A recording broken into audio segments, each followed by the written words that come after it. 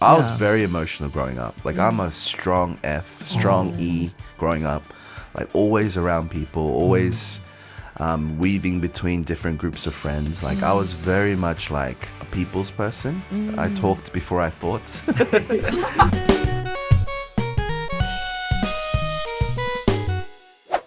Welcome to the Lost and Local podcast. We're Adam and Hannah and Jiwon. 3 Korean citizens who grew up abroad and are now figuring out life in Korea. Join us as we share stories and our honest perspective on what it means to be lost and local. So I'm pretty excited to introduce our next guest today. He is very rich and deep in the third culture. He was born in Busan, South Korea. Shout out to Busan. He's a Busan bro. I was also born in Busan. His family immigrated to Australia, where he was raised. He then moved to the States for at least a decade, I believe. And there he found his lovely wife. They since moved back to Korea, where they are now local in Korea. And they have 3 beautiful children. And they took a huge, bold step in 2023 and planted Ark Church in the heart of Seoul. So he's a thunder from down under, the Australian sensation. We're honored to call him our pastor and friend, Jiwon Lee. Wow, that's like a... Welcome. That's a really beautiful intro. Thank you. It's closer. Thunder from down under. Yeah, we're going to start with just an opening question. So Hannah, let's do it. Okay, today's icebreaker is, what's something in Korea that you want to do soon? There isn't anything in particular that I want to do. I just want to be able to go out with my wife without the 3 kids. I think that's... So we'll close the kids' ears here. So like one of the things that we experience often being out here in Korea is like so many of our friends come to Korea and they do all the touristy things that are really fun. You know, they go to like the palace, they go to, you know, Sangsu and things like that. And so we've come to see that a lot of the friends that visit for a short time actually do way more touristy stuff in Korea than we've done so far. Simply because we have 3 kids. And so I guess for us, it's like, I don't know, just like a small getaway with my wife would be amazing. Yeah. That's so real. Yeah. Okay. Do you have any particular thing though? Man, our sweet spot in Korea, I feel like is still Busan, where I feel like there's something about Busan that brings us to an equilibrium. But in Seoul, I think we'd love to maybe just cafe hop in Sangsu-dong. Yeah, just kind of like different places, I guess, in Korea that we still haven't really explored. So I think just somewhere in the heart, in the urban sprawl, and just finding cute cafes and places to eat. I think that would be what we want to do next. Yeah. Well, somehow it's going to have to happen. Pastor Jiwon is a huge coffee connoisseur. Actually, coffee connoisseur. He likes the nice coffee. How about you, Hannah? What do you want to do? So my friend recently told me about paddle boarding on the Hangang. Oh, I've never done that, but she was like, I've done it a couple times. It's pretty fun. So I want to do that. Yeah, I do too, but I would want a wetsuit because it's cold. Wait, but you don't get wet. But if you fall, you do. I see. The goal is not to fall. True. Yeah. What about you, Adam? I've lived in Korea for 6.5 years. During COVID, we came back to Korea in 2020, and we only went to Busan once since then. And we went I think spring of 2021 or fall of 2020. So I haven't been to Busan for a long time. It's been a minute. Yeah, it's been a minute. And my wife and her mom just went down like 3 weeks ago. So I'm super envious. So I think that's going to be our next big thing that we do. So I'm excited to go back, to the birthplace, to go back to the home city. Nice. Try some good kukbap. The boob.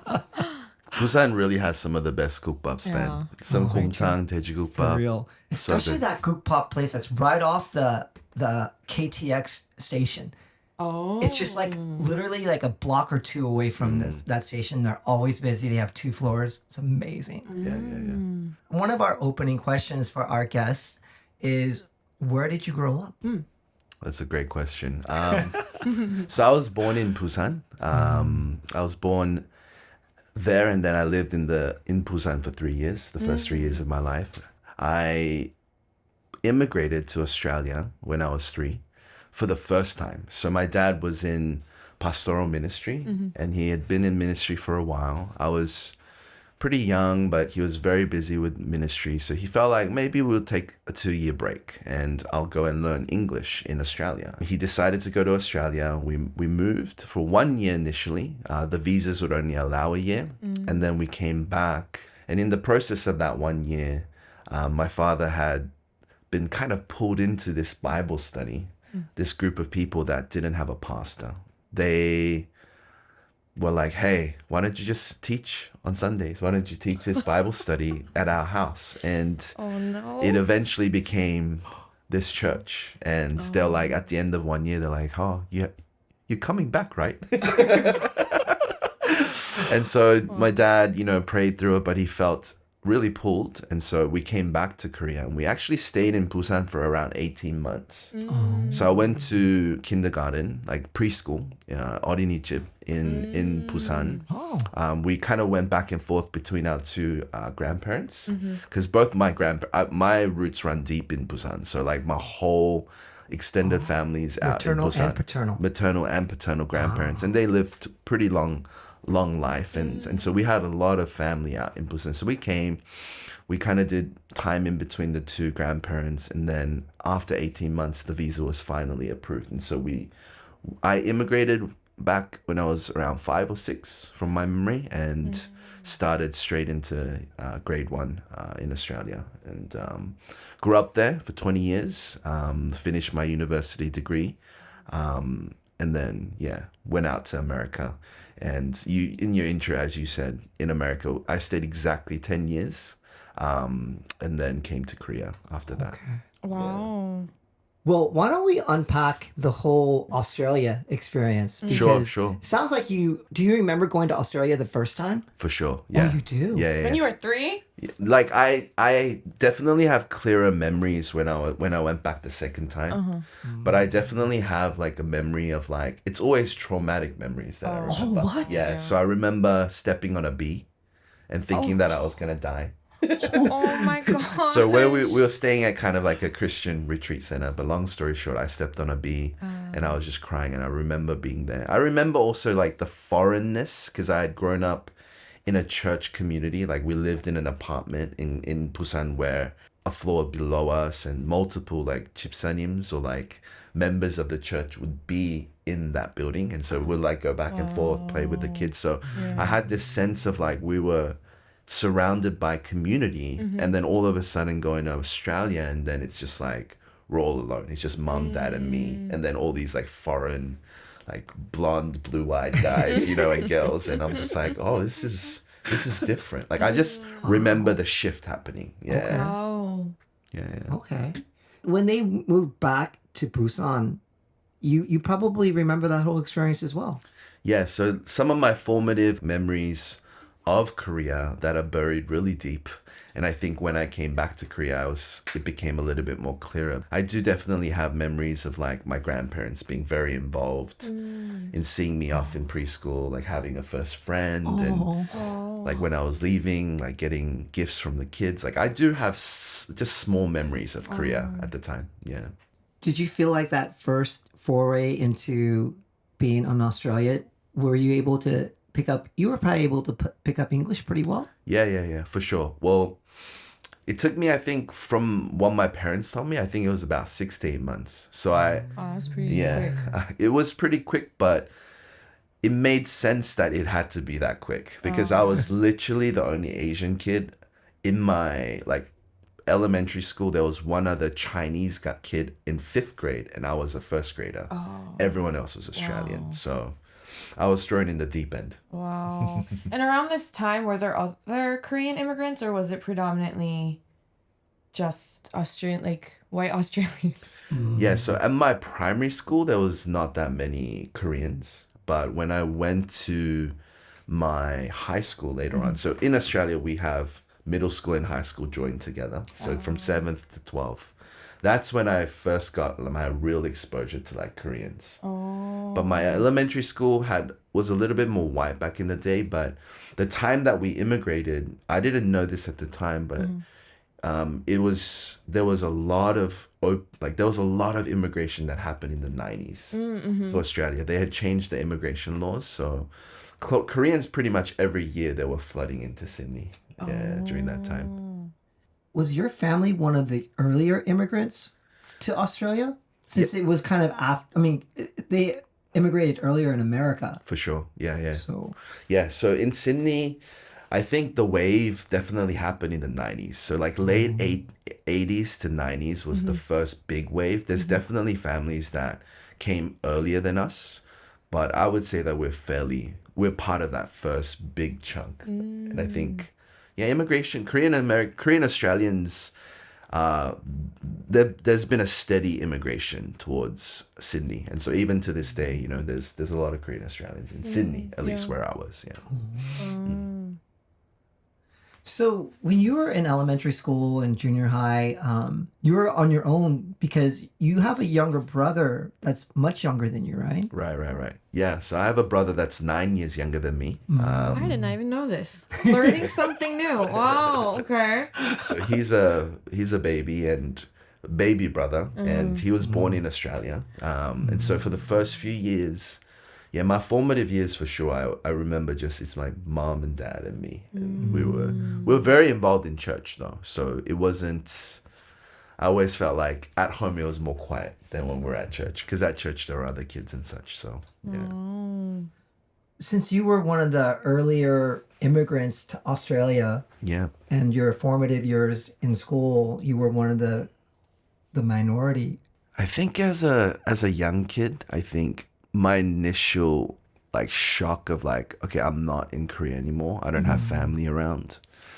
It probably took about a year or so of adjustment, but my childhood memories is largely pretty good. Like I feel like, being in an Australian elementary school, we're very, we played nature quite a bit. Like it's pretty like naturey. We had a lot of recess times, ran around a lot, played cricket, played rugby, like played all these Aussie sports and I just thought as a young kid, like I didn't have that much awareness. I knew I was different, but I had adjusted pretty quickly where I just played sports and, had school. But I think it was in high school when I met other Korean Australians. That's when I was like, I think I'm more Korean than Australian, Like Korean, this idea of Korean culture was largely church life where people speak Korean and there's more Koreans.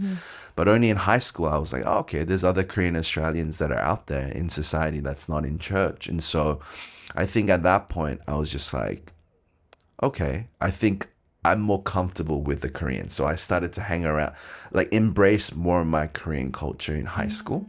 But I think Korea, like Australia in Sydney, at least where I was, because there was this large immigration kind of boom, I think a lot of like different nationalities started to come in. So it was pretty diverse. Like you get Indians, Chinese, a lot of different Southeast Asians. Like, so it was probably about like 50, in my high school, maybe like 50-60% white, and then like different nationalities. That's actually pretty diverse. Pretty diverse, for 60% white and everyone else minorities. Yeah, so it definitely evened out a lot. And it's a pretty unique culture in Australia, I think, in retrospect. I went to an all-boys school, so Australia has the British system. Yeah. I think you told me about that. I totally forgot about that. Yeah, so I grew up in a boys' high school from grade 7 to 12. We wore I uniforms. would not have been happy about going to an all-boys high school. Wow. I was girl crazy when I was young. Maybe you needed to go to a boys' high school. That's probably true. Wow. Okay. Yeah, but contrary to, what you might think, like boys' school is pretty fun. Like it's a lot of testosterone, young boys doing boyish things, but I think there was a playground culture of playfulness, when it comes to like there was an openness to every other culture, you know. That's cool. I mean, one thing to kind of note too is like Australians thrive on cultural, what do you call it? Cultural insensitivity. Yeah. So Australians' sense of humor comes from being as insensitive as you can be to culture. Okay. Yeah. Like microaggressions. Yes. We wouldn't even call it microaggressions. Oh, We it's would just call that friendliness. I see. Yeah. I see. But like, it's not only directed to you. It's like directed to everyone. Yeah, so it's Okay. very fair, like, you know, Oh. like I don't want to say the words that we would say, but a Korean, you know, a Korean would say to a Chinese, like I certain see. stereotypes, and they would say it back to us. Even among our Aussie friends, it was very light. And so it was a way of diffusing any sort of tension or that space of like, we're different, but it would actually bring us closer together for the ones that wouldn't get offended. Yeah, So yeah. I like see, I see. people that are not familiar with Australian culture might be a little bit taken aback, but within kind of the ecosystem of our school, it was like make light of one another's culture, but that was a way in which we could not have any sort of like lingering tension that bottles up, you know. see, And I so see. we were very friendly with one another, and we played sports, and I don't think there was, I don't remember, like I wouldn't say that there was any sort of racism, that I felt. Yeah, actually, I felt more racism when I went to America. Yeah. Okay. Yeah, which was interesting. Yeah. We'll have to unpack that. But going back to your childhood, so you said you didn't really receive racism, but were you even aware of the fact that you were different, or was it just something that just wasn't something that was at the top of your mind? I think I must have been kind of a stereotypical boy in the sense that I might have not just been aware of it. I think I definitely had moments where I was like, I'm different, but I think I was just so busy and preoccupied with just having fun and being connected with people and playing sports. And I played a lot of sports. I stayed outdoors quite a bit in Australia in my childhood. So, yeah. So you didn't get. Oh, go ahead. Sorry, can I ask a question? Yeah. So, did you have the stereotypical immigrant child experience where you like translate for your parents, you bring something for lunch, and people make fun of you? Like, did you have that too, or? No, for sure. Okay. I do have those memories. I think I might have. It's almost like for me, my survival mechanism blocks out those memories. I see. It's almost like I Self-preservation. self-preservation, but it's almost like I had those experiences, but I move on and I just try to overcome those things. So I do remember like being self-conscious about having kimchi, like smelling lunch boxes, and I'm like, Mom, why can't you make me a sandwich?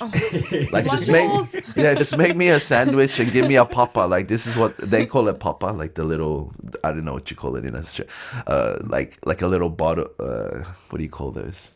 Man, Aussie people know papa, but it's where you pull out the straw and then you put the straw into the box like juice that kids have. Oh, juice box. Juice box, yeah. Well, Okay. Yeah, we call it poppers. But yeah, I'm like, Mom, why can't you just give me a sandwich and a popper like everyone else? So I would definitely go home and be like, but then, you know, when I'm at school, it's like when they say something, I'll say something back. It was very much the boyish culture of banter. And Yeah. so like even if somebody did say something, I was always very responsive to that. Like I would respond. And they'll respond back. And, Yeah. and then you we'll get just street move on. credit. Yeah. It's just like, okay, we're just boys Yeah, and yeah. you know, we move on. Yeah. It was, I didn't take it too deeply to heart. Okay, yeah. Oh, that's awesome. That's interesting because I think maybe the Australian culture Yeah. lent you to not responding to racism in a more sensitive way Sure. versus if you were raised in the States. Because if I remember, I mean, I don't know if this is too, we can edit this out, but Yeah. you're MBTI, you're an F, aren't you? I'm definitely an F. Yeah. Yeah, I'm so- yeah. That I feel like Australia was good for you then because you were into sports and you were into the whole banter, Yeah. it didn't affect the F part of you as much. Like the reacting out of my Yeah, feelings. I was yeah. very emotional growing up. Like I'm a strong F, strong E growing up. Like always around people, always weaving between different groups of friends. Like I was very much like a people's person. I talked before I thought. I was very like unhinged as a kid. Like I had a lot of energy. Like I'm pretty like a lot of my Australian friends. You don't have to. Yeah, there's stories. You know, they're like, oh, Jiwon, God, Jesus really met Jiwon. Like, it's like, and so yeah, I think like that playground boys' school culture, it's definitely like, yeah, it didn't make me feel like there was no time for me to feel like I was a victim. I think I had to kind of stand, and yeah, you just have to stand up for yourself a little bit. Yeah. Okay. I guess another question I have for you Yeah, is you said your parents were serving at a Korean church. So Yeah. were you expected to learn Korean? Did you go to 한국학교 on Saturdays? That's a great Like, question. is this the same in the US and Australia? I'm No, not for just sure. curious. Yeah, definitely. Yeah, I grew up going to 한국학교. There were expectations, obviously, as a pastor's kid as well. As a young kind of growing church, it was like church all the time. You know, I was on Wednesday, I was there. All day Sunday, you know, Saturdays I'll go to. I think I was Korean school was on Sundays after school, after church. So I think, yeah, I had to do those things. But very from a young age, I was very much I rejected a lot of that. So I think the way that I dealt with the expectations was just pretending not to understand Korean. Like, I think if a 집사님 or a deacon would speak to me, or a person would speak to me, I would be like, I'll speak back in English. And so if they expected certain cultural things to me, I would just kind of wiggle my way out by pleading ignorance. And so that was my childhood. I actually did not know how to speak Korean conversationally until I started working at a Korean church. And I was an older, So being at a Korean church in Koreatown in LA for 8 years is where I actually learned how to speak Korean. But did your parents speak to you in Korean at They home? did though? speak to me in Korean. So that at least helped you retain the understanding. Maybe not the spoken. Absolutely. Okay. You respond in English. So like my ability to conversate was limited because I could understand more than I could speak. Yeah. And was like K-pop in Australia back then? No, or no? for sure. Yeah. So I grew up in the 90s where, you know, it was, I don't know if you guys, the audience would know, but it's like G.O.D. Oh, yeah.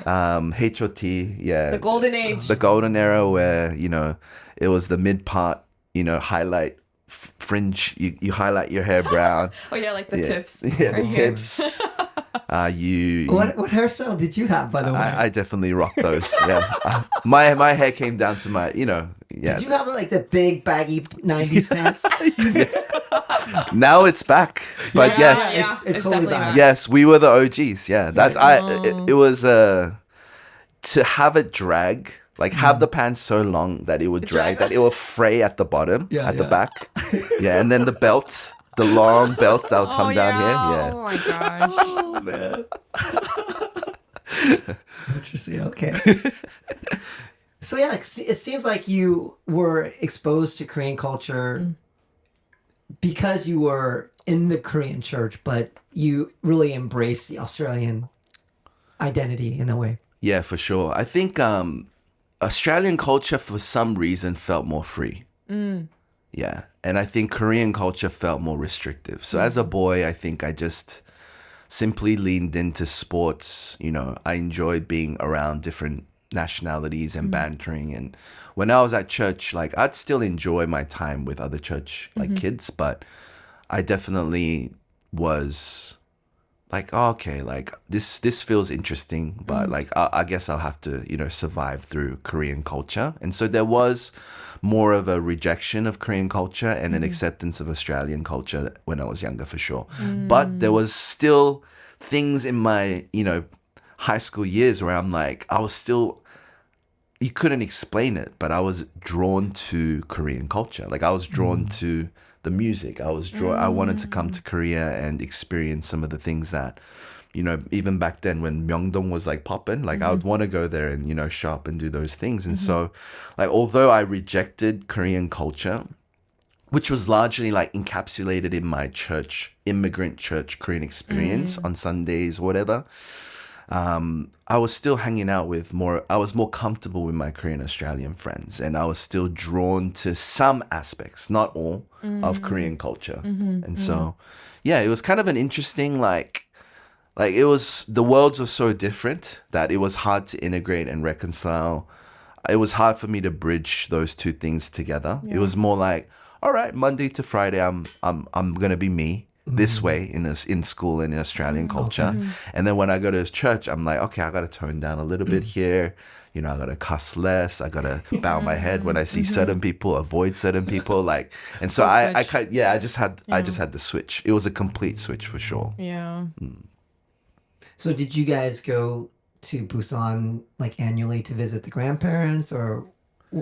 I don't think annually. Probably it was, for those who may know the context of immigrant churches, it's not like an easy context. And so I think my dad was very locked into ministry. And so I think we didn't go back. Maybe there's I have 3 memories, I think. 2 or 3 memories. I think twice we went back when I was still in school. Yeah. But I came back to Korea when I graduated by myself. Yeah. When I was 18, graduated high school, I came out by myself. Did you do a couple months there, or? I did 1 month here. Oh, so okay. yeah. Okay. So visited grandparents, things like that. And yeah. So to transition off of graduating, you ended up going to an Australian university. Yeah, I did. Oh, what did you graduate with? I studied a very generic course. I did business. I knew it. I was gonna say Bachelor of business. Yeah, business management. Majored in management and finance. Yeah.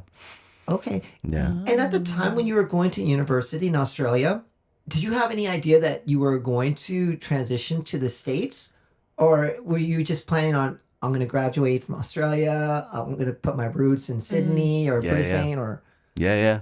Well, not Brisbane. I'm just kidding. Oh. In Sydney, we're very proud, we're the big city, but we don't need anyone. We don't need a move. You have everything you need in Sydney. So Sydney siders are pretty comfortable in Sydney. We love Sydney. We have everything we need. I never imagined myself in America. It was never my plan, never my dream. Did not see my life beyond Sydney. Did not see my life beyond 30. I just kind of lived my life just kind of, okay, this is all there is to do do with it. So I just gotta make the most of it. Yeah. Okay. Yeah. Wow. We both know you as our pastor. Sure. And we were both drawn towards even the Ark website that embraced third culture. Before you became a pastor, God really encountered you in a very powerful way. Yeah. But prior to that point, you struggled as a PK growing up. Yeah. Was it the expectation that was just so burdensome on you? Yeah. Now that I'm much older and I've processed kind of my journey in different cultures and kind of the period of my life, I think during that period of my life, being a PK for sure comes with a lot of burdens and expectations. I think the church, by the time that I graduated, it was probably the biggest Korean immigrant church in Sydney. So there was a lot of people that came through, and just being introduced as kind of oh, this is not Jiwon, but it's pastor's son, the name would be attached to it. So I think there was kind of something that I always tried to at least disconnect from internally, where people did that, but I was just but I'm me and I want my space. So being under my dad's shadow for sure was one factor. I think being a Korean Australian immigrant during that period of time also had its challenges as well.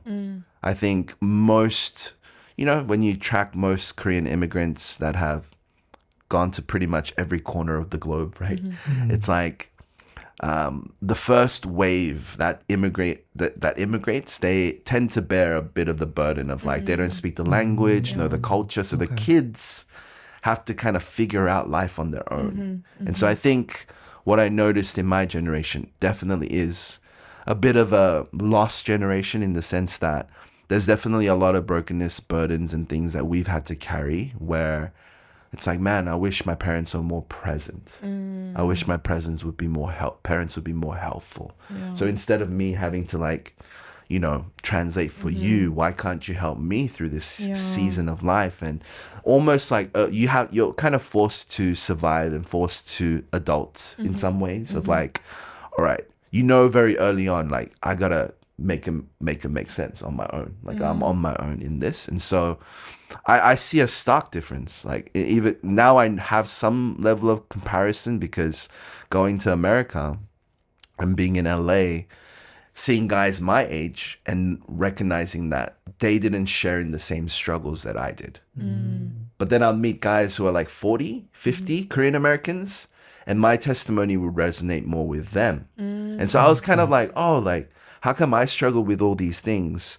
And then I talk to guys my age and they're like, why would you do drugs? You're dumb. You know, like, why would you like be a gang member? You know, like they would be like, they wouldn't understand. But I feel like in the first wave of immigration, it is quite common. Like we want to belong somewhere. We want to feel some level of relief from all the things that we have to do it from an early age. And so it helped me realize when I went to America, I was like, oh, okay, so it's more when the immigration happens that usually the first wave, so much communication gap with parents too. So there's a lot of like unsolved like trauma and like relationships can be, you know, very distant because of that. And so I think definitely it was a mixture of like PK, parents being so busy, being at church. Church was first thing. And then I was only child. So I'm like, okay, I'm on my own. And so I think a lot of those pressures kind of, I think, not to blame those things, but that was definitely the context in which I left the church eventually. Yeah. And I had to kind of figure things out on my own before God met me. Yeah. Yeah. Can I just ask a question as an only child? Absolutely. Did getting a younger brother change things? It for sure changed things. I adored my brother from a young age. So was so happy that I got it. It was my wish to get a younger brother. And so when he was born at 9, I adored him. But then, you know, from 9 to 12, maybe I had very good bonding experience. But then, you know, I went through my own kind of puberty years, you know, and I think that's when I tried to distance myself from family. So I think, I don't know exactly how much it made a difference, but for sure to this day, I'm grateful that I have my younger brother, although our life stages have been so far apart that it wasn't kind of this like natural, easy, oh yeah, we're doing this together, we're going to school together, we're playing soccer together. It's really been work, you know, like intentionality of like, okay, I need to really make effort to connect with my brother and be there for him, which I haven't been able to do, being countries apart as well. So it's definitely changed things. I think having a brother is great, but, you know, I think as we became older, we connected a lot more than when we were younger. Yeah.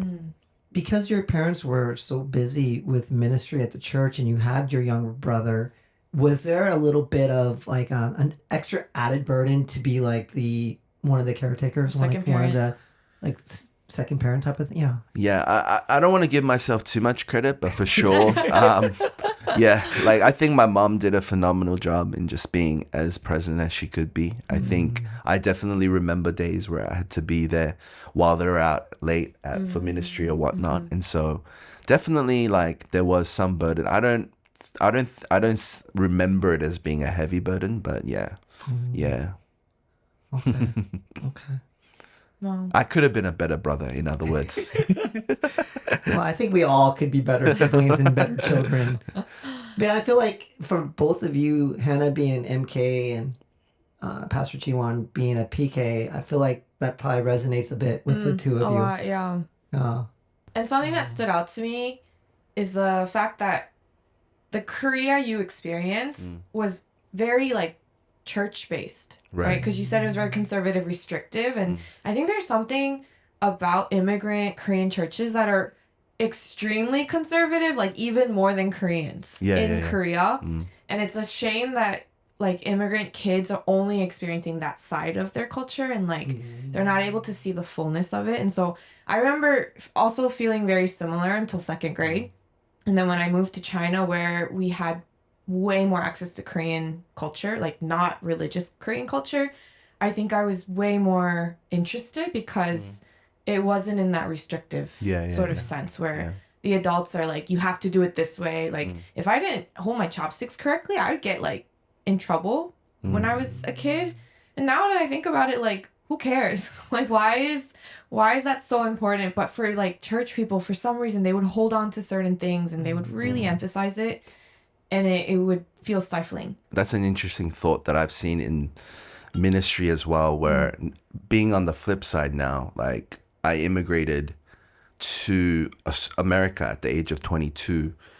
I wanted to go there for seminary. I felt God calling me there, so I went there for seminary. But here I was in a new country, like I didn't know anyone. I didn't have any friends or family. I was just going to LA, and I thought, they speak English. I speak English. I'm from an English-speaking country, but like I realized, like, wow, like how did our parents immigrate from a Korean-speaking country, an Asian country, to Australia, an English-speaking country, in an age where it was still paper maps. There was no Google Translate. They really had to immerse themselves into something so foreign. And for me, even speaking English, culturally, I struggled like with American culture. Like I felt the differences in communication styles, in humor. And so I think it's so natural for the human soul to want to find something that would comfort you in the midst of that kind of uprooting and that kind of transition. And even for somebody who willingly chose to be in America and knew it was a privilege and knew that, okay, this is where God wants me to be. And so I had a lot of inner peace, but then on the day-to-day, I had so much still anxiety of like learning a whole new culture. And so I think for me, when I kind of entered into ministry and was in a Korean American context too, I realized, oh, wait a minute. Why are the Korean church people in LA more conservative than what I grew up in? Like 5 years ago, 8 years ago. It was strange. Like it was more conservative in LA in 2013 than it was in what I grew up in the early 2000s in Australia.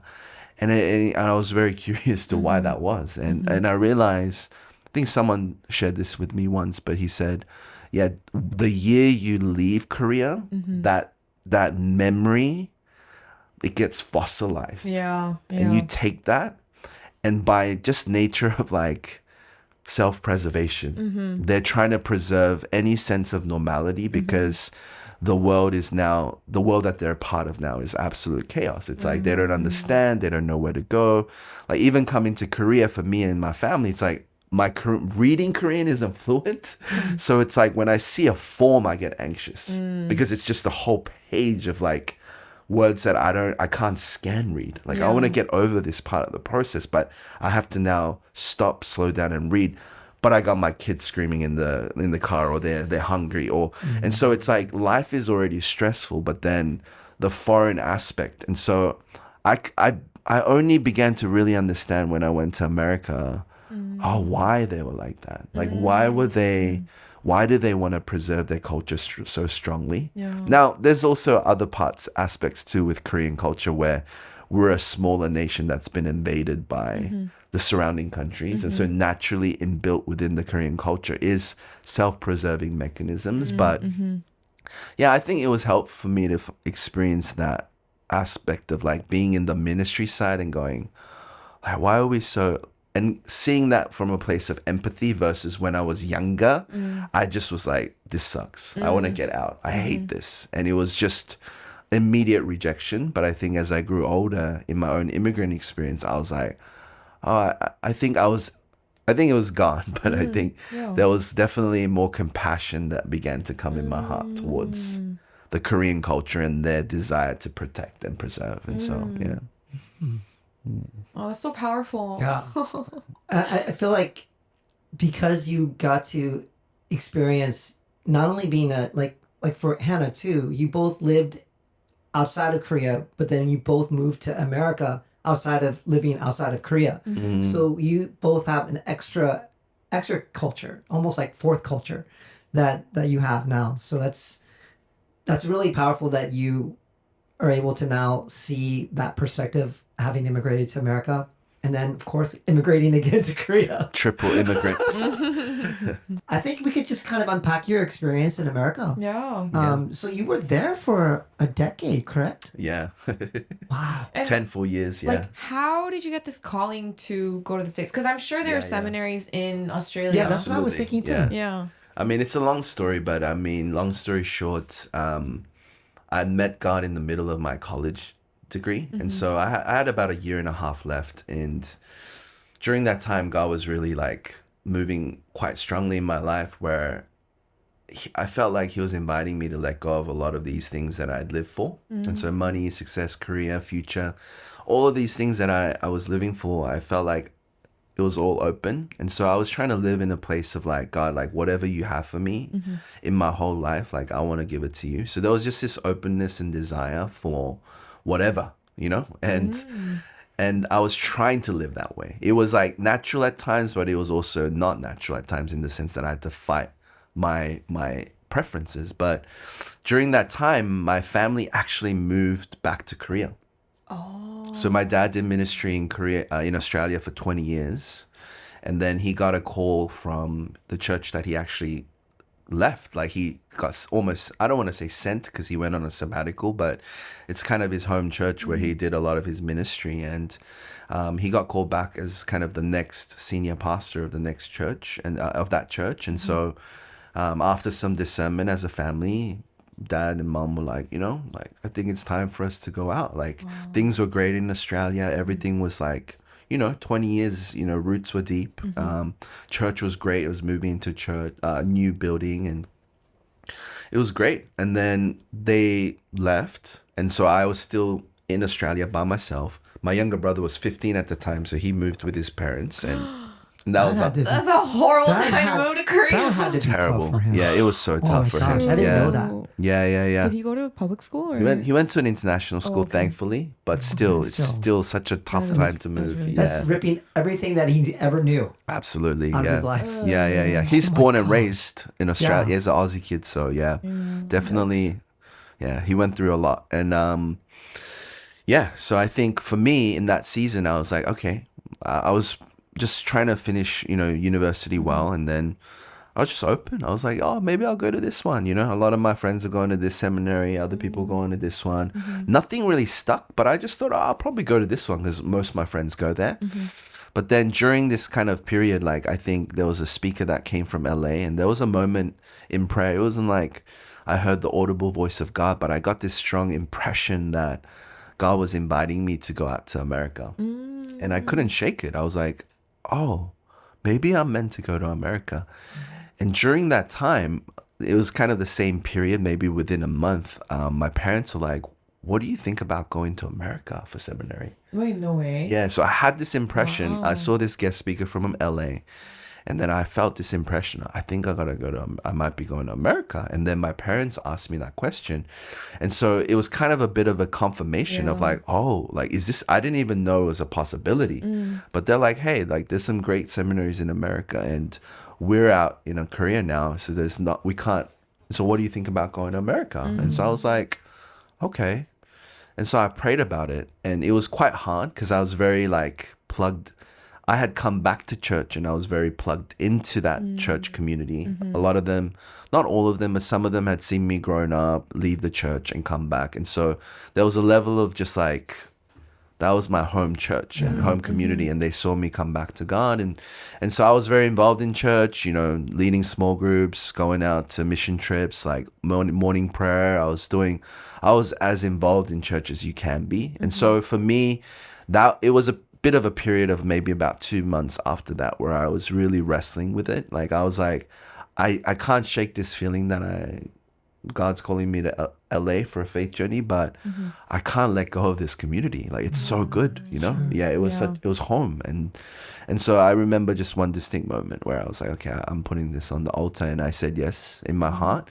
But there was still so many like steps ahead where I was like, what school am I going to go to? Where am I going to go? And that was a bit of another story too. But yeah, pretty much I bought a plane ticket and applied for a visa for a place, and they all came out on the same week. And I eventually I gave away my car, closed my bank account, all within 3 days, and I flew out and had a farewell. And Wow. That's adventurous. So that's kind of exciting, yet scary, but exciting. super exciting. Yeah, it was definitely like I was wide-eyed, young, early 20s. All right, I'm going to pack my life in 2 suitcases, and off I was. Yeah. And did you know anyone who had done that, or were you like, oh, you're going in blind? Yeah, I was going in blind. Wow. Yeah, I was going out in faith. I didn't have no institution ahead of me. I eventually ended up in a seminary that I never heard of before. I'd only known one seminary in LA that I applied for. They rejected me, but I got into another seminary that I found out after I went to America. Yeah. So it was kind of had no phone, had no nothing. I just had a visa and I went to America, and God kind of led me step by step. What year was this? 2012, January. Oh. Yeah. We were in LA at the same time. We were, yeah. We went to the same seminary. We also went to the same seminary. Wait, no way. Although we did. I was going to seminary, I thought that might have gone at the same time, but I had went for a year and a half, but it was prior to you. Oh, so you weren't there at 2012? Actually, oh my gosh. Because when Adam first walked into Ark, I looked at him and I was like, "You look somewhat You know what? familiar." No way. I was like, Hold "Do I on. know you?" Yeah, Hold on. That's what I said when we first met. In the fall semester, That's so cool. 2012, I went for 2 months, and then our church had all these issues, and so I had to, I fortunately was able to pull back and only get a small penalty for this semester for the payment. I see. So yeah, I was in seminary 2011 to 12, and then just a couple months in 2012. I see. So you Okay, must so have, we like- crossed paths for a couple You months. must have mutual connections. That's weird. I think so. Yeah, Yeah, but you were just a youngin compared to this old man. Okay. All right. So you went to America, and did you know that you were going to serve at that church prior to going to seminary, or did that just fall into place later on? Yeah, it fell into place. Like Adam.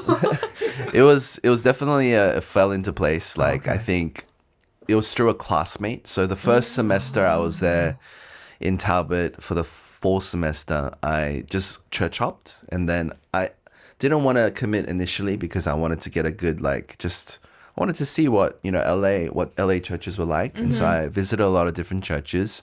And then towards the end of the semester, a classmate was like, "Hey, we're looking for a junior high pastor. Would you come and visit?" And then I visited their church on Sunday. They met at a high school, just like I did growing up in Sydney. And I remember going, "Oh, this is a great church. It feels very Korean. I will never serve in this church." And I moved right along. But a few weeks later, I was praying and I felt very strongly, you got to apply for this church. So, yeah, I applied for the church, and I stayed at that church for 8 years. Wow. That's awesome. Yeah. Let's talk a little bit about the whole moving to America and the differences, because Sure. this is I'm really curious, because we often talk about moving from said country to Korea and noticing the cultural differences, but you got Sure. to move to America and notice the difference between Australia. So what were some of your interesting experiences with the culture? Yeah, I feel like in wherever you are in America, it's a little bit different. I first landed in Missouri, so it was definitely a Midwest kind of vibe. What? Yeah. Wait, When was the mission conference? Yeah, no, I was there for there was a prayer room there. And so I heard about this place that just has, because I grew up with everything closing at 5 p.m. in Australia. So if anything was 24/7, it was great, So I remember hearing about a 24/7 prayer room in Missouri, Kansas City. So I was like, okay, I'm going to go there. So that's where I landed. So initially, the people that I met in Missouri versus the people I met in California and the Korean American circles there, definitely very different. And then Biola culture too, very different. Because it's an evangelical school, because Biola and Talbot are together on the same campus. And so it was a very I see. very evangelical white kind of culture. And so I think one of the big differences that I felt was people smiled at me. In Missouri? No, in Biola. Oh. Yeah, on campus. I think it was just a friendly cultural thing in America where we acknowledge, just when we're walking on campus, We just see somebody and we smile at them. We just acknowledge them. Oh, wow. How you doing? And then Boston's not like that. You didn't experience that in Australia? no. Really? No, you don't talk to strangers. Like, I mean, you talk to strangers in a friendly way of like, when you go to say, what's up, mate? You do small talk. But like, you don't walk up to people and smile at them. Like, you don't walk past them and acknowledge them and smile. Yeah. That is similar to Korea because we don't acknowledge people in Korea when we walk by them. But I thought Australia, they'd be like friendlier. We and are more we are laid back. friendly, but we also respect like we're not gonna just acknowledge every stranger we see on the street, you know. Like we'll be friendly to people who come into our smaller space, but I guess I was just shocked that like I would sneeze and people would say bless you, like multiple people would be like bless you, Oh, and I'll be like, very Biola thing. yeah, don't I think it that's was a good about Biola thing. It's a America. Yeah. Midwest thing too. Midwest thing. God Oh bless yeah, you? yeah, Oh, not God bless you, but bless you. bless you. Yeah, yeah, yeah. No way. Oh yeah. It's definitely like a conservative Midwest, like Bible Belt type of thing. Oh, okay. For sure. And I noticed very quickly that when I made any sort of comment or like try to be funny, it was definitely not reciprocated. Is your humor like? Is it? I don't even know how. Is it dry humor? It's more drier, yeah, Okay. yeah. It's a little bit more like drier or sarcastic. But okay. for 10 years in America, it definitely got beaten out of me. Not beaten out of me, but it got pushed down. Tone down, tone down. Yeah. I learned to listen a lot more and laugh along versus I didn't want to chip in too much. Yeah, I wanted to observe for a bit. Yeah. So I realized like people are a lot more kinder and friendlier, at least verbally. You know, there's a bit of a politeness and like. And so I enjoyed that part for sure. Yeah, it's a little bit rougher. I think Australian culture might be a little bit rougher, but I felt you had to be a little bit more polished. And yeah, I feel like that was good for you because one of the things that attracted me coming to Ark Church was just your friendliness and kindness. oh really? So honestly, like I feel like America really kind of softened you up a bit. No, absolutely, definitely, yeah. On the Myers-Briggs, since you mentioned it earlier, like I was such a strong E, like extrovert growing up. I couldn't eat alone. Like I don't have many memories of eating by myself. Really? But when I came to the States, I distinctly remember eating by myself and kind of enjoying it. I was like, oh, this is nice. And so a lot of my friends in seminary experienced me as an introvert. Which is very interesting because I grew up as a very strong E, but they experienced it more as an I. And so that there was definitely a fundamental shift, like because of the difference in culture. I think that kind of almost shocked to my system. I think I learned to listen more than to talk, I think. And that was definitely a good thing. Oh, that's so cool. Wow. Wow. Okay. Do you want to transition to that next question? No, I'm so curious because we just did an episode on dating. So, Oh, you did nice. So Yeah, it's awesome. perfect. So how did you meet and marry Janice? So in my first year of serving as a pastor, we went on a mission trip to Thailand. And at Thailand, we were partnering with a missionary. And we found out last minute that a different group from Davis, UC Davis, or it's a campus church in near UC Davis, and they brought a team, a college team, and they decided to join us with our missionary last minute. Their missionary had some things happen, and so our two teams kind of combined, and we spent like I think 10 days or so together doing missions in Thailand, Bangkok. And at first I thought I had zero interest in Janice, and if she was here, she would give her account as well, and she experienced me as very standoffish or cold or not interested. But I was very like fervent and zealous for God, and at the time, and I was just like, okay, I'm here, hoping that my kids would meet Jesus and experience Jesus. But this Such a good youth pastor. There's also like kind of a unspoken rule that you're not supposed to date while you're on missions, right? Right, absolutely. So Yeah, there was yeah. definitely a need for good, clear boundaries. Like they were younger, like college kids as well. And so I was just like, okay, well, I'll acknowledge the men, but I'm not going to really talk to the women. And so I was just kind of in my own lane. And then at the time, we were at this Thai conference where it was fully in Thai and we had no translation. And we were like, okay, why are we here? Like, why are we doing this? Yeah. And then we had this time in the middle, and we had like this time where we could spend with our teams. And then their team, we were sharing and debriefing on one side of the room, and then they were praying.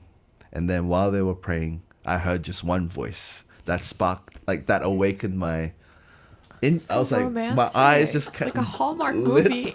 open. I was like, oh, there's somebody on that team that loves God. Like, I was surprised that there was this heart that was fervent for God. And then that's when I first noticed it. And then I didn't approach her until the end of the mission trip. And then I talked to her pastor and said, hey, I might be interested in Janice. Would you be open if I approached her? And I got her contact to talk to her. Just wanted to get the permission from him, talk to my team, and then very intentional. You were very intentional. Very intentional, yeah. I tried to be as intentional as possible, and then I approached her at the end of the mission trip, and I said, hey, I was very direct with her. Now she definitely will have her own side of the story, but that's my side of the story. So she was she a student at UC Davis at the time? Yeah, she was graduating. She was a graduating class. Yeah. Okay. And then eventually she found her way to Biola Talbot. Yeah. So she went to... So after she graduated, she always wanted to do long-term missions. So she did missions in Cambodia and went back to Cambodia. And she did 8 months there. And then after the 8 months, she moved down to Talbot, to LA to do Talbot. Yeah. So. And what's her cultural background? She's born and raised in the Bay. Born and raised in Cupertino. Yeah.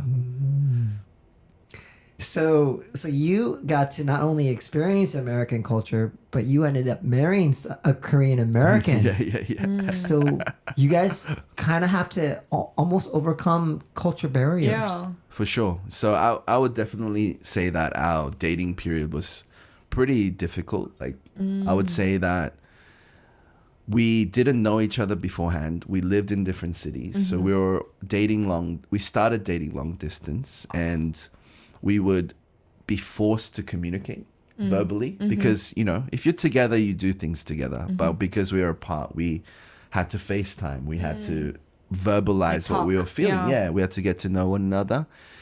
And there was definitely there's funny moments where she would share something in her Korean American accent, and I just my ears were not adjusted to that frequency.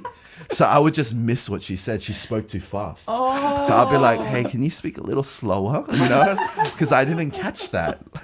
You curl your R's too much, and you're like going fast. That's funny because even Janice, I don't think she's a fast speaker. So she's adjusted to me, I think. I see. Because when you're college, you can speak fast with your friends. So when she speaks with her friends, I couldn't catch a lot. But she adjusted to me eventually. Okay. But then there are also moments where I'm speaking to her and she's definitely zoned out.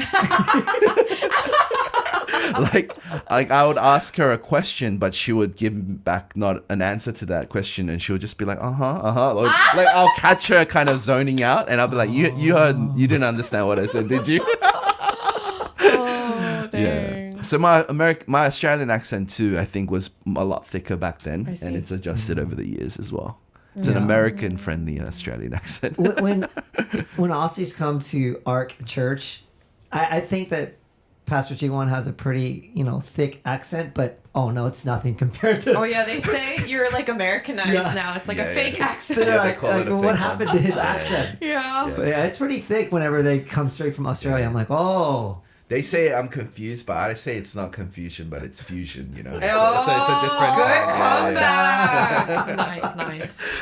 Wow. Did you feel like any other cultural gaps? Because for me, when I hang out with 유학생들, people who studied abroad, we're similar, but we're different, and you can never know where the overlap is. So I'm actually more awkward with them than anyone else. Do you have that with Janice, or... Yeah, I would say that I think because I was raised in a Western context and like I'm Korean Australian, there were definitely differences with Korean Americans. But I did feel like I connected more with Northern Californians. So she's from the Bay Area. I felt like I connected more with the Koreans that came from there than I did with LA, SoCal Koreans. And I wonder if it's because it's more of a kind of like not a gated, but it's more of a bubble where I think it's more suburban. And I think families tend to focus in on education. They focus in on, just your career. And so it's very like, I think there's some overlap between Sydney culture and the Bay Area. And so I think it wasn't like so pronounced. Like I wouldn't say there were huge cultural gaps, especially because because I didn't know any Korean Australians in my time in America. Like, I mean, there were visitors, but I wasn't around other Korean Australians. So I was always in the mode of like openness and learning the Korean culture. So I wasn't necessarily imposing my values. I was more like, I'm trying to like put my roots down in America. And so I think my heart, I don't think it was as much, I never felt like, oh, this is a cultural thing. It was more like, it's a me and you thing. Like we got to hash out our values and where you feel heard or known and seen, or where I don't feel heard, known and seen. Humor was definitely one of the parts of cultural gaps that I definitely felt. I don't think Janice found me funny for the longest time. And I think even I don't get it. yeah. It's taken some time. I think I do get more laughs, genuine laughs now, but praise God. Praise God. At first it was like there was definitely like I didn't find her funny necessarily. Like the humor gap was because I think you feel the cultural gap most in humor because humor is kind of an inside joke within a culture. Yeah, it's very contextual. Yeah. So I think she might not even find me funny now. Like she might be finding me more in But anyway, So you guys got married while you were doing ministry in California. Yeah. And then it's interesting because after you left your church in SoCal, you ended up moving up to where Janice was, her roots, up in San Francisco. For sure. Yeah. How was that transition? Yeah, so we moved after 8 years in our church in K-Town, and it was a beautiful 8 years, but we were definitely sensing a transition. And we got into a church that was in the heart of San Francisco, and we gone through the whole process. We got hired and we're moving up, and then two weeks after we had transitioned out from our previous church, we ended up in the Bay Area, and it closed down for COVID.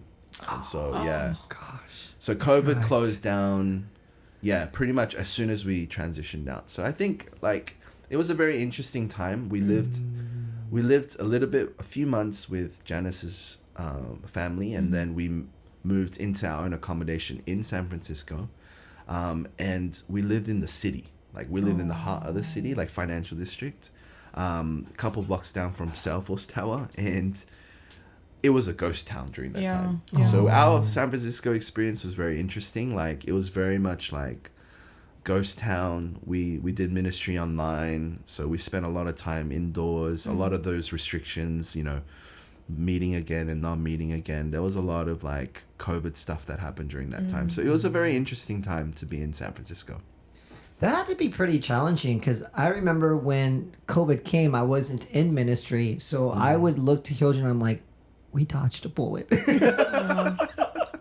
And for you to transition to a new church in one of the leadership pastoral roles, and then you don't have the roots with any of the congregation yet. And then you're having to do everything online. Wow, what a challenge. It was a challenging time, and I think we came into a really good church. I really love our church, Radiance, back at home. So shout out to anyone from Radiance SF. Really appreciate their leadership, and everyone was just trying to figure it out, And I think having a team was great. There was several other pastors on the staff and sharing the load together. And I think just like there was a sense of like it is difficult if we expect ministry to be a certain way, but when we let go of that and be open to like maybe God wants to do something even in this, I think there's some beautiful camaraderie and friendships that blossom through that time of like we went through kind of some of the hardest times together, and it was a lot of God's grace. And I think like I came from a Korean immigrant church, so I came into that church. Was the church I transitioned into was more of an Asian American church plant, and so it was definitely a different culture. And because of COVID, I didn't feel like the work, like the ministry aspect, was as extensive or heavy. I felt like, in comparison to Korean church, this is fun. Like being around adults. Oh, yeah. Being around, because we were youth pastors, so you have to do a lot, in a Korean church. But I was like, the team talks back and they put input. They're organized. They're on time. Like I didn't have to deal with some of the things that I had to deal with, in a youth ministry. Facts, So as the young people say, facts. Oh, wow. So it was actually a blessing to say all that. I was like, like this, it was hard times, but for me and my family, it was a bit of a blessing. Like we're like, this is a nice shift. Like it had its difficulties, but I was definitely very blessed to be there. Yeah. Wow. And did you have your oldest child at the time? Yeah. Was she born then? Yeah, she was. So we moved from LA to the Bay Area with Sydney, and she was 1 at the time when we first made the move. Okay. And then we had our second child in San Francisco towards the end of our time. We had him 3 months before we moved to Korea. Okay. Yeah. Okay. Still in COVID. I'm glad you said the name. I knew her name. I just didn't want to say it just in case you wanted to. Oh yeah. It's all good. Yeah. It's cute that you called her Sydney, since that's where you were raised. Yeah. Wow. Home away from home. Yeah. And you kind of alluded to this, but how did you come back to Korea?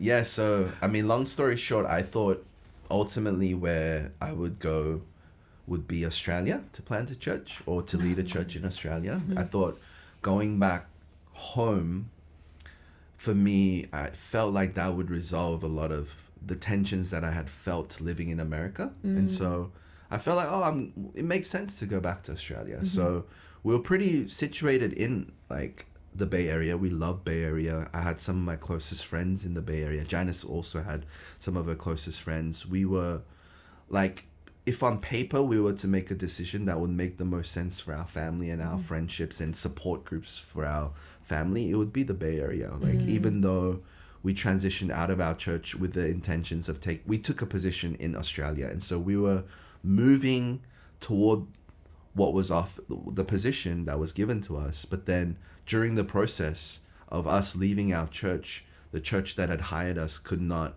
follow through with their commitments. And so it kind of left us hanging a little bit. And so we just had a kid. We transitioned out of our church, our home. And so it was a bit of a crisis point where what we left the church to do, it was no longer there. And so the plan was visit Korea on the way to Australia to visit my family, because my grandfather had passed during COVID. We had gone through a miscarriage. We also had a sick grandmother, and my mom almost died to COVID. She was the first wave in Busan. Like in 2020, she got it in like February in Busan. And so she was one of the first wave. Yeah, They she was didn't one of have the the first. vaccine yet. No vaccine. Yeah, they didn't know what it was. Yeah, she was in an ICU for 10 days. And That had to be super scary. it was scary. Yeah, Dad couldn't even see her. Like I remember getting the call from Dad. And he's like, "Yeah, this could be it. Just want you to pray."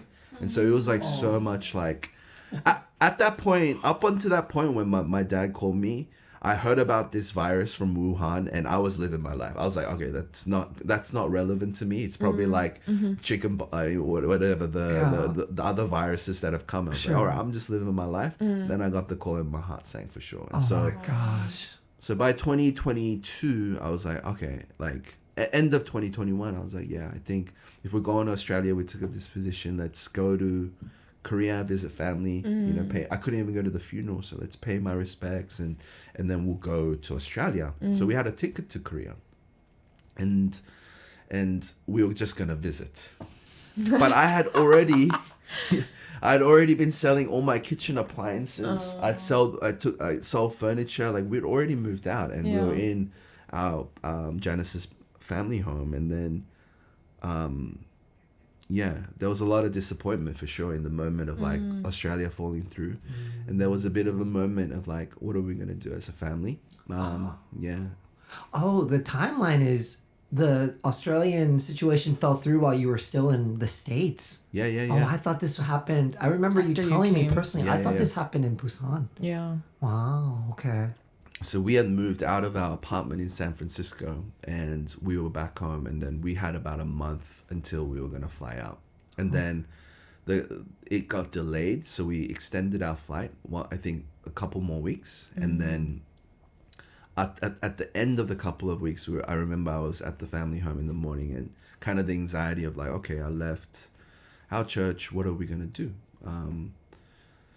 I just felt like a lot of peace in my heart. Like the reason why we wanted to go to Australia in the first place was not to chase an opportunity or like to do what we felt like would be advantageous to us. We just wanted to do what we sensed God wanted us to do. And so we're just like, God, like maybe leaving the Bay Area and its comforts, it was part of it. And maybe Australia would be a play like that dream of going to Australia. If it got us out of the Bay, then maybe that was your intention, and let's go to Korea and let's visit family and let's just see where God will lead us. And let's still take that half step of like, because the full step of faith in our minds was to leave the Bay and to go to Australia, but now Australia wasn't open, so we're like, let's take a half step to Korea. Let's take all our luggage bags, let's not look back, and let's see where God will lead us. And we just kind of took that step of faith as a family. And so, yeah, it's probably one of the craziest decisions of my life. First one being leaving Australia. But I think second one, kind of full circle in a weird way of like, now I was leaving America, my home of 10 years, with a family now, with two kids, three months old. It's one thing to even do it by yourself and then be married and have two kids. Yeah, shout out to Janice. Props to my wife. Yeah, it's definitely, it wasn't an easy step because it was during the time where COVID was still like locking down Korea. And so we had to do a 7-day quarantine when we got to Korea. And so we had to install the app at the airport. They swabbed us, as soon as we landed. We had to go to our accommodation. And so it was a crazy time. Yeah. Wow, it's a crazy story. So you journeyed back to Korea, and while you were in Busan, I know you've shared this to our church at times, but I think it'd be really interesting for our podcast audience to kind of hear your story of embracing third culture, even though you lived in Korea, and what transpired to bring you from Busan to Seoul. Yeah. You guys have another hour now. Just kidding. Part two. Part two. Yeah, to keep it pretty brief, I think in Busan, we were just near family taking a sabbatical, and then we ended up being, plugged into the English community down there, in Busan, and it was a blessing just to take break from ministry, but also I was preaching like maybe once every month, and so I was still kind of involved, and I was in community with some of the pastors there, and I think during that time God gave us a pretty clear heart for Korea, and just like processing my own journey. I think that's like what really happened, because when you run in your 20s, you just kind of run, and you follow where the path takes you, give it your best. And I think it was the first time where I was like, oh, okay, I have like 3 months here to just breathe and like process my journey. And I was like, God, why did you have me? Why did I go to America? Like, why did I feel never at home there? And why did I always feel homesick? And like, why did you not let me go back to Australia to cure that homesickness? And there were these questions that were there. And I think during that time, I was processing it. And I think it became apparent to me, like, oh man, like, there's good that comes from that tension. To resolve that tension, it's good. But what if I could use that tension that you have had unresolved your whole life to minister to others who might be experiencing the same tension? And that was kind of there for me. Like, I was like, oh, like, maybe the tension is the gift. And maybe the tension, it's uncomfortable initially, and I'm like longing for home, but what if God uses that tension for me to cling more to God? And and my story in America was like, I can't take God out of the equation. I cling to God. Like, there were moments where I would cry because I just felt so alone, you know? And so it's like God was saying, that's like, you met me in those moments. And so what if like I could use you and your ministry to help others see that there's an opportunity in those moments to really encounter God. And so when I started processing that part of my journey of like, oh, okay, this 10 years in America wasn't meaningless. It wasn't in vain. And I was processing these things. It just didn't take long for me to go, aha. Like Korea, international ministry, so many people coming in and out. They're longing for home. They're looking for answers. They're a lot of times escaping their home country where they grew up to find something in Korea that would help them with clarity for the next season. And it just clicked like, oh, okay, God prepared me for 10 years to experience that, but find God in that and still stay with God in the midst of that tension. And then an international church in Korea to really love them and to see people who are going through that and inviting them to meet God in that, instead of going, I gotta fix this and I gotta cure this tension and I'll be happy on the other side. And so I began to see a lot more clearer as I came to Korea. And Janice and I both felt a lot of peace when we're like, oh, I think we're meant to be. We knew immediately, we're like, I think we're gonna be in Korea for longer than we thought initially. Yeah. And so, yeah. And that kind of like percolated, and then we're like, do we stay in Busan or do we go to Seoul? And that was a whole other process as well. And I don't know if go too deep into that, but it was just like, we just felt a lot of peace about, okay, we got to move to Seoul and start the international community in Seoul. And so, yeah, that's how we landed in Seoul. And the story, I think, I don't know how we did it, because we had 2 little young ones, and we did a KTX ride up every month, and we were looking for houses like while we were still in Busan. And yeah, that's a whole another story. But I think, yeah, it was definitely a journey of maybe about a year of preparing for the church plan and then actually getting to Seoul and launching our church. Yeah. Wow. Well, we're certainly pleased that God brought you to Seoul. So thanks, I'm man. very blessed to have you. Appreciate you guys. Have you as my pastor and friend. Appreciate that. And I have a question for you. Where did you learn the term TCK? Because that's not everyone knows, even though they are TCK. Honestly, I'd never heard it until probably not until Ark.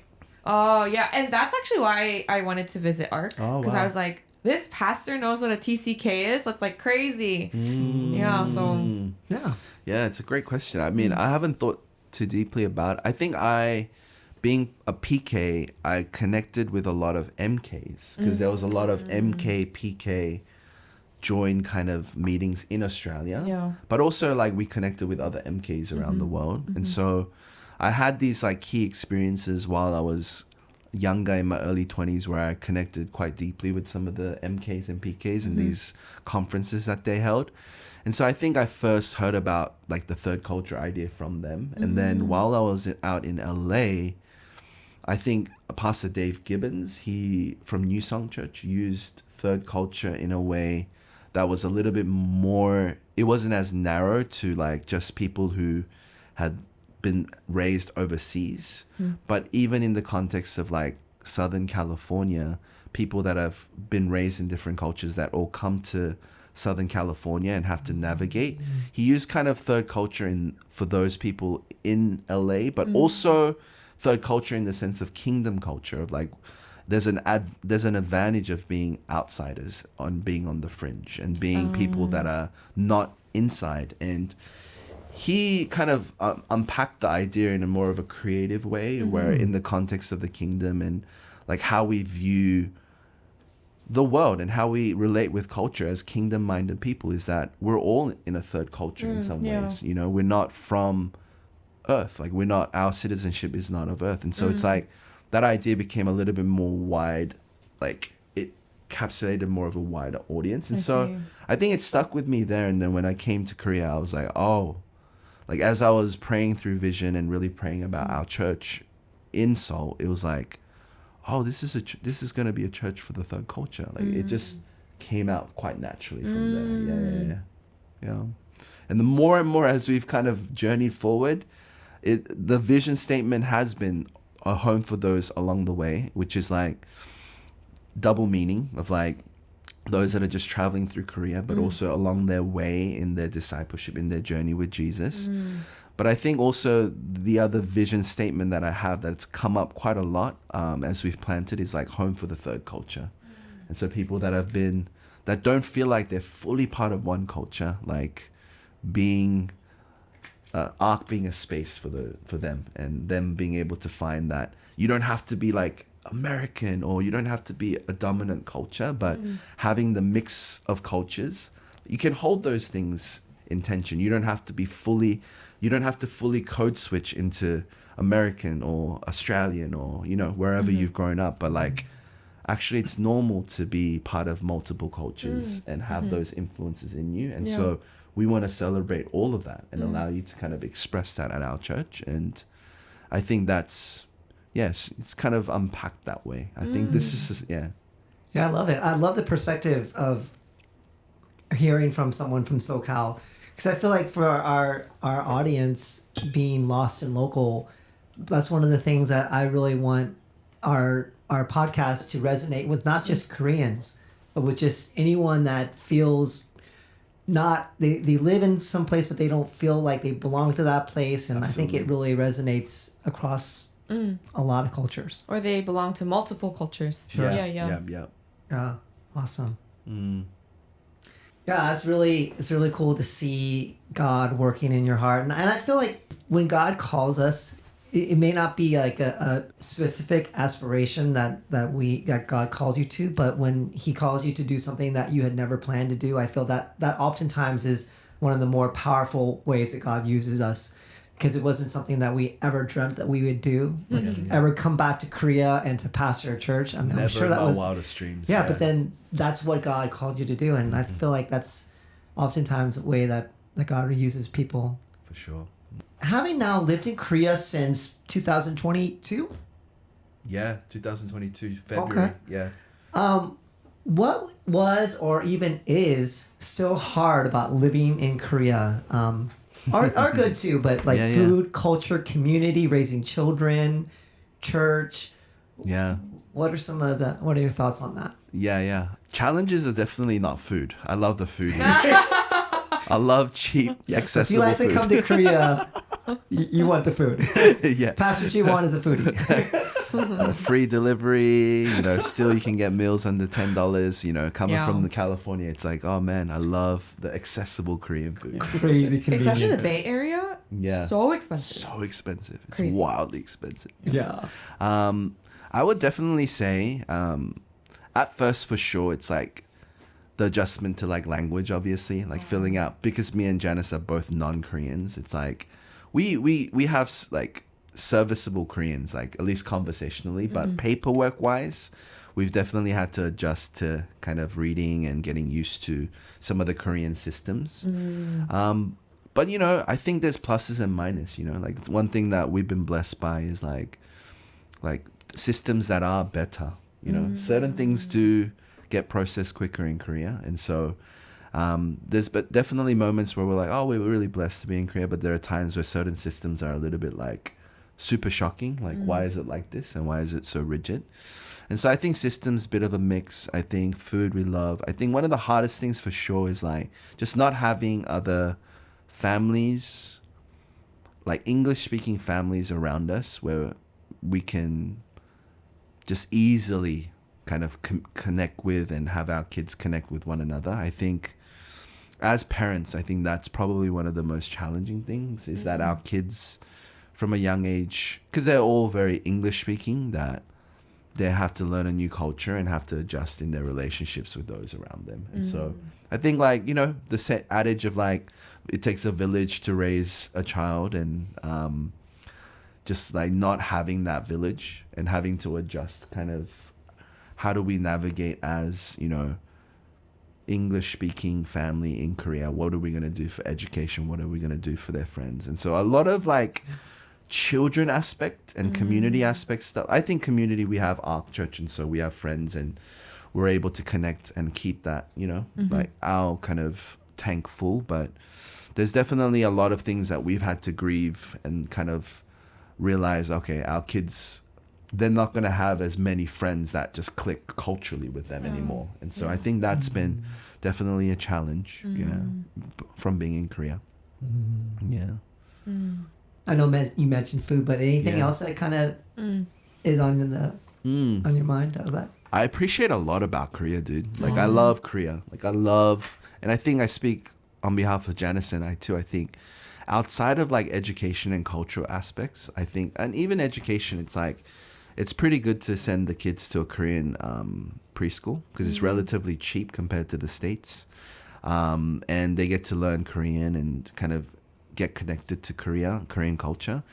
But like, I think there's a lot of like, just if safe for kids and families, we appreciate that. We're in San Francisco, so you have to be your radar has to be on all the time. Yeah. What you have on you, who's around you, what's in your car, where you park. Like, you have to think through safety all the time, But in Korea, you don't have to think about safety, like almost never, right? Like, you just you just assume safety. You feel safe most of the times. And so like, we definitely appreciate safety. We appreciate kind of how things are a little bit more community oriented. So like, things within the community, it feels like, at least out in Ilsan where we're at, we feel a little bit more like, okay, this is a good environment for the kids, and things are accessible, and healthcare is pretty accessible as well. And so I feel like there's definitely a lot of little things that like we didn't have in the States, where we're like, okay, we can just go to hospital when the kids are sick. Like, it's not going to cost you an arm and a leg. Like, you can go get a checkup, you can go get, medicine, and it's pretty cheap. And so I think convenience wise, I was afraid of like, oh, what are we going to do without Amazon Prime? Like, next day delivery, 2-day delivery. And I came and I'm like, have you guys heard of coupon? And I'm like, oh my gosh. It's even better. Yeah, like 4 a.m. Yeah. And so I feel like, the distance traveled too, it makes a bit of a difference. Like, driving 30 minutes in LA, you're covering way more mileage than if you're driving 30 minutes in Korea. And so it does feel like you're going at a snail's pace, but I feel like covering less miles is less mileage as well on your mind. And when you're in the car or when you're just on public transport, it feels not as much wear and tear. So I feel like there's a lot of little things I definitely appreciate about Korea. Yeah. Maybe that's some of them. Yeah. I know you kind of talked about your cultural identity. You missed home when you were when you were in the States. There was a sense of not feeling like you were home. So now that you've been in Korea since 22, do you feel home now? Yeah, strangely. Yeah. Well, I think. Oh my gosh, you're asking really good questions. I try not to be long-winded, but like, the idea of home has definitely like evolved, if I could use that word, evolved over the years. I think parts of home were like where my parents were at. Parts of home was where I grew up. Parts of home as I got married and had kids is like, oh, it's just where my family's at now, where my wife and kids are at. And then strangely, being in Korea, it's a full circle, right? It's like I was born here, but I kind of rejected or avoided a lot of my ties with Korea. But over the years now living here, it's like there's definitely more resonance with Korean culture. So I feel like I feel more at ease in a Korean culture. Like, just even around Korean speaking Koreans, like and I think that's been a bit of a change in my heart of like, now that we planted a church, Ark, we love our community. We love, our neighborhood. Like, it's definitely feels more home, and the ache to want to go back to Australia or America, it's not really there. Like, we can't imagine ourselves outside of Korea now for the long haul. And so, yeah. And did that like slowly develop, or was there like a significant moment? I think there were many significant moments, but it also slowly developed over time. And I think we realized when we came here, like, there were moments where like, whoa, this is actually like, these parts are hard. But over time, we got more used to the harder parts and we adjusted to it. And then a lot of the things that we have in Korea now, like, we can't imagine not having, Yeah. Can't imagine going back to America and paying tip. I concur. Oh my goodness. Or slow delivery times, you know. It's so funny. Okay, so one of the things we've asked our guests in the past, we've had a few guests now. You're our fourth guest, but do you sense that Korea still has Jong? Am I pronouncing that right? Chong. Jong. Do you have you sensed Jong since being here? What do you think? It's hard for me to like articulate or like put a judgment, but in my experience, Koreans just naturally have more Chong, I think, than like my American experience. Okay. Interesting. Yeah. But I think Koreans are very like in or out. Like if you're an outsider and you have no connection with them, then it's gonna feel very cold. Yeah. Because there's no like connection, and they won't go out of their way necessarily to connect with you. Because they're more of a shyer, like if you're a stranger and you talk to them, there's more of this. Even with kids, you know, my kids will go up to other kids in the playground, and the kids are like, "Do I know you?" You know, and so it's very like. Oh my gosh. But if you know them, if you go to school with them. Like now I see when we go to the playground, because my son goes to preschool near there, like the kid, if they're in the same class, they'll come screaming his name. And they're like, you know, Hejun, and they're like, come, and they keep screaming his name. And so it's like, I do see it within the culture where it's very hot and cold, where like a normal cashier, when you go to them, they might be very cold because they're just doing their job. But if you go to the same school and you're part of the cluster or the community, then there is like a lot of like Chong, you know. But like in Busan, for example, you know, everyone in the elevator will acknowledge each other in the same building. But when I came to Seoul, not everyone does. Yeah. Actually, no one did in Seoul. Yeah. But then I came out to Ilsan in Gyeonggi-do, and it's half and half. Like more people do acknowledge me, but some people don't. Okay. So I think it's like when you're in the urban sprawl, like of Seoul, it's a little bit more less because everyone's hustle bustle, like we're busy. But when you go out to the burbs, you know, suburbs or wherever, like I think it's a little bit more, it's preserved. But yeah, in my experience, like there's definitely Chong if you have some sort of connection with them. Yeah. Okay. Yeah, I was you referred to Ilsan being more, and I was gonna ask that follow-up question. Is it different compared to when you guys lived near Hongdae? No, absolutely. Night and day. Yeah. So one of the things that I think I remember hearing you guys talk about in the past, but fertility in Korea is really low, right? So when you go out in public with you and Janice and the three kids, I'm sure people do some double takes, huh? All the time. Yeah, all the time. Yeah, it's quite common now. Yeah, even in Ilsan, especially in Seoul, when we're in Seoul, like it's hard to see near Hongdae area where we were at. It was hard to see a lot of families there. So whenever we were out with like 2 or 3 kids, people were always like, especially the elderly, they acknowledge us and they acknowledge the kids and they call us patriots of the country. Love it. We didn't even know what that word was. We had to look it up because all of them call us it. What is it? 애국자. 애국자. Yeah, they go 애국자네, 애국자. Yeah.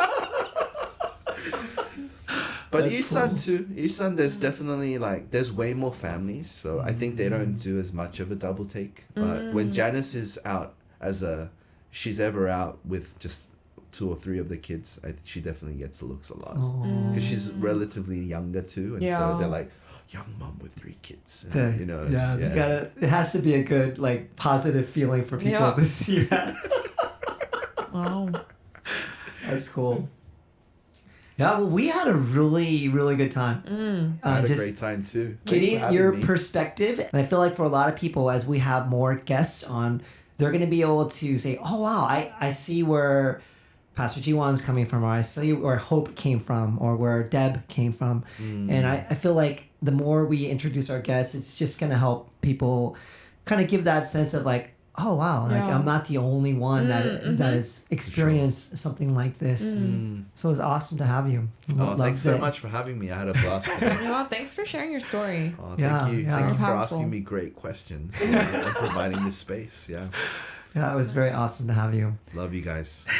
We love you too. And we also love you all. And please let us know through comments. Even just putting an emoji really helps. It really helps support the channel. Of course, we are on all the platforms, the major platforms. Spotify is like the hot thing now. So we are on Spotify. But yeah, we really enjoyed this, and keep tuning in. Your support helps us continue to have this type of channel. In the meantime, y'all, God bless. Peace. Bye. Like and subscribe. Yes.